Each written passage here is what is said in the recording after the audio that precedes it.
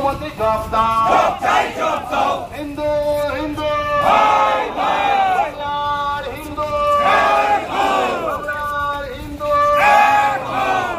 মুর্শিদাবাদে বাঙালি হিন্দুদের উপর আক্রমণ করা হচ্ছে, তার সাথে অপদার্থ মুখ্যমন্ত্রী জবাব দাও।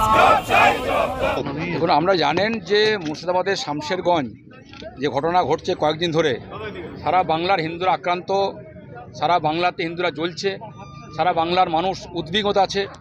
আগে এখনও প্রায় 200টি পরিবার আর বৈষ্ণবনগরে মালদার সেখানে বাস করছেন।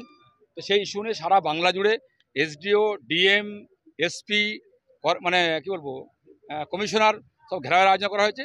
আর সেই উপলক্ষে দুর্গাপুর বিজেপির পক্ষ থেকে আমরা এসডিও অফিসে ডেপুটেশন দিলাম এবং বিষয়গুলো সামনে সময় রাখলাম। শুধু এই বিষয় নয়, সঙ্গে সঙ্গে আরও কয়েকটি বিষয়। দুর্গাপুরে আমাদের ডিবিসি কিছু সমস্যা আছে, আমাদের এলাকাটা মামলা বাজারে একটা পার্ক আছে, সেখানে পুকুর ছিল, সে পুকুরে 1 কোটি 30 লক্ষ টাকা স্যাংশন হয়েছিল, 30 লাখ টাকা কাজ করে 1 কোটি টাকা ঘাবলা করেছে তৃণমূল কংগ্রেস।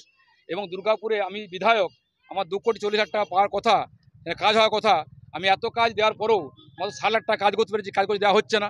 একাধিক বিষয়, কর্পোরেশনে ভোট হচ্ছে না, দুর্গাপুরে গরম পড়ে গেছে, জল পাচ্ছে না, অনেক কিছু বিষয় আলোচনা হয়েছে, অনেক মন দিয়ে শুনেছেন এবং উনি খুব আশাবাদী কথা বললেন যে আমরা সঠিক কথা বলেছেন। আমার যেটুকু ক্ষমতা, যেটুকু কাজ করার কথা, আমি চিঠি পাঠাবো উপরে। ইতিমধ্যেই আমাদের ডিবিসি যারা গরিব মানুষ বস্তুচ্ছেদ হয়েছে, সেখানে আমি চিঠি দিয়েছিলাম। তিনি বললেন আমি ইতিমধ্যেই চিঠি পাঠিয়ে দিয়েছি, আমাদের মুখ্য দপ্তরে পাঠিয়ে দেওয়া হয়েছে। তো এই বিষয়ে আলোচনা করেছি, আমরা পরিষ্কার করলাম যে ইমিডিয়েট দুর্গা কর্পোরেশনে ভোট করতে হবে, দুর্গাপুর জলের সমস্যা আছে মেটাতে হবে। আমি হারিকে চিঠি দিয়েছি রাকিব মশাইকে, তারও কোনো সদুত্তর পাইনি। মানুষ জ্বলছে, বাংলা জ্বলছে, জল পাচ্ছে দুর্গাপুর, গুন্ডামি চলছে, বোমের আওয়াজ হচ্ছে, কারবানি চলছে। 26,000 শিক্ষক তারা চাকরি হারিয়েছেন, যোগ্য চাকরি প্রার্থী মানে তারা চাকরি পায়নি।